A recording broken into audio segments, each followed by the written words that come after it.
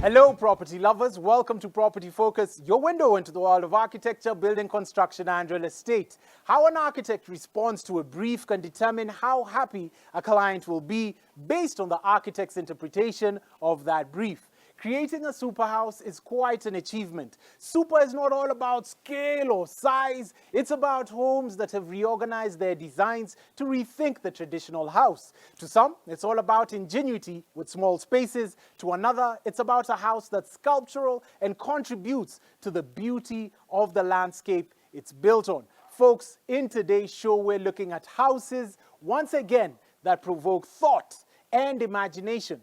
Welcome to the show. I'm your host, Peter Ngigi.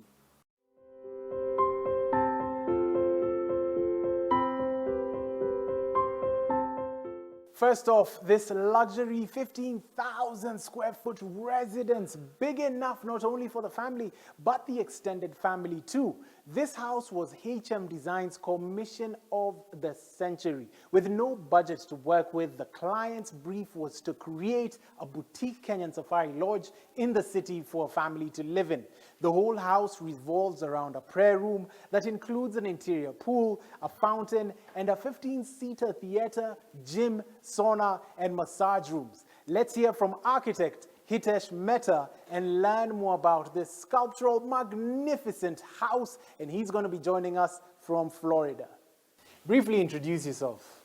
My name is Hitesh Mehta, and I'm the founder of HM Design, a unique one-of-a-kind planning and design firm which practices its very own quadruple bottom-line philosophy, one that balances economic, environmental, social, and spiritual aspects for every project. What planning, design, and construction process did you use for this particular superhouse? Our approach right from day one was holistic. All architectural, landscape, and interior aspects were designed together in real time with environmental planning and eco-design principles in mind. My firm HM Design provided all architectural, landscape architectural, and interior architectural services, from concept to construction supervision.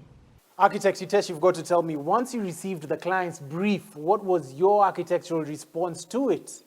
The brief from the client was that the house from the outside had to have a strong Kenyan contextual safari lodge aesthetic.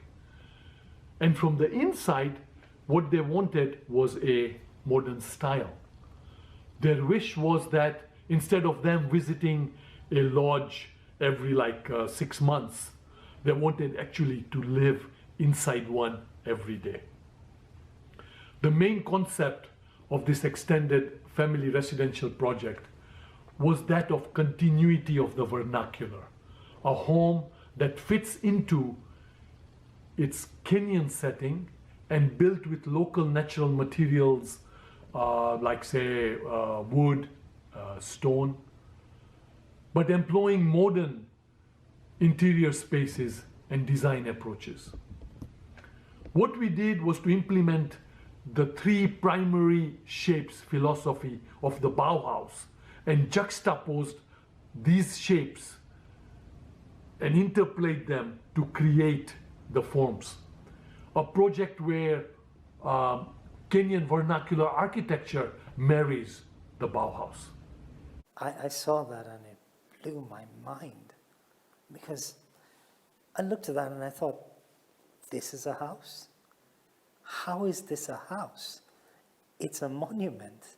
It was beautifully done, the extrapolation of the geometries and the spaces and the use of a cone and the way they played with the prism to intersect with the cone.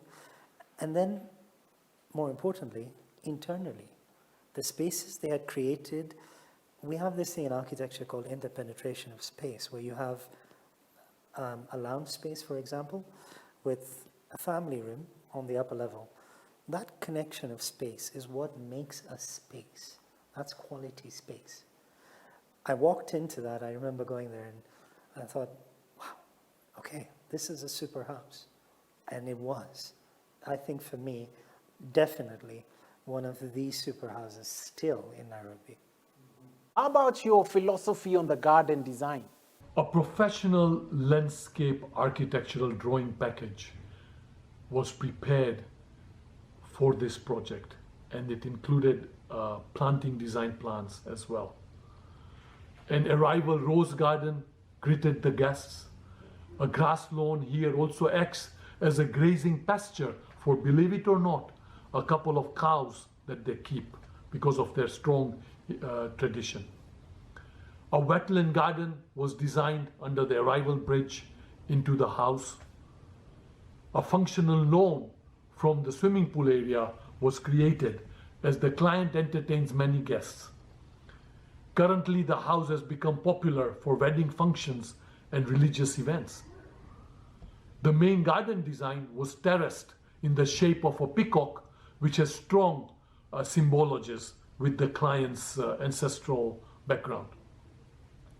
An internal swimming pool and fountain with the lounge cantilevered over it provides a welcome respite after a long day at work.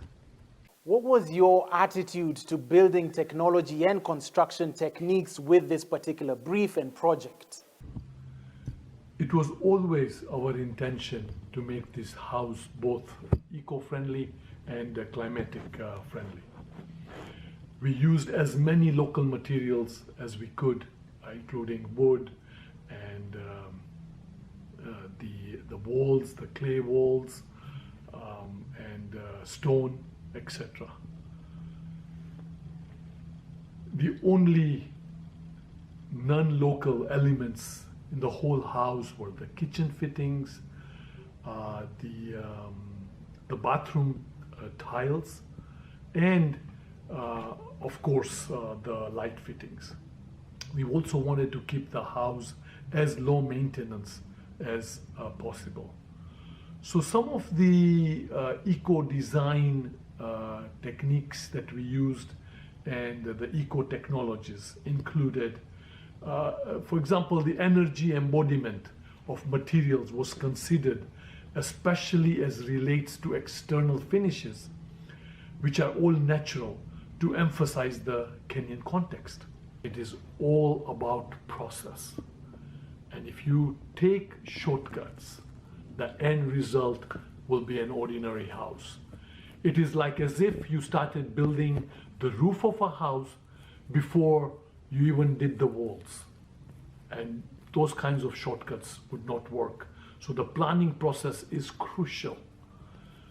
The other thing is to spend quality time in the research and site analysis phase of the project. It's extremely important to understand the site and the context of that particular house. Another thing is to design the inside of the house and the outside all in real time at the same time. So make sure you bring in a landscape architect into the project from day one. This is their expertise. Let them do the outside of the houses.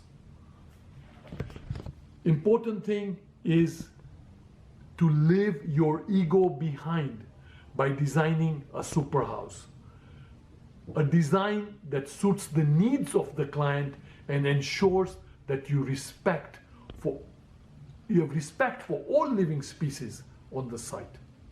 You also need to ensure that your super house is climatic friendly, uses natural materials, and designed with passive design techniques.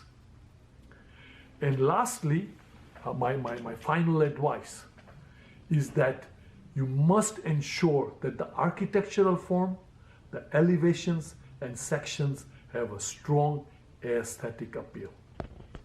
That is important. Brilliant. Thank you for coming on to Property Focus.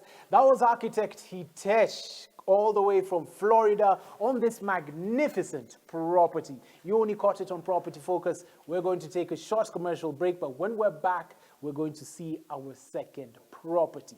Stay tuned. What is the Superhouse?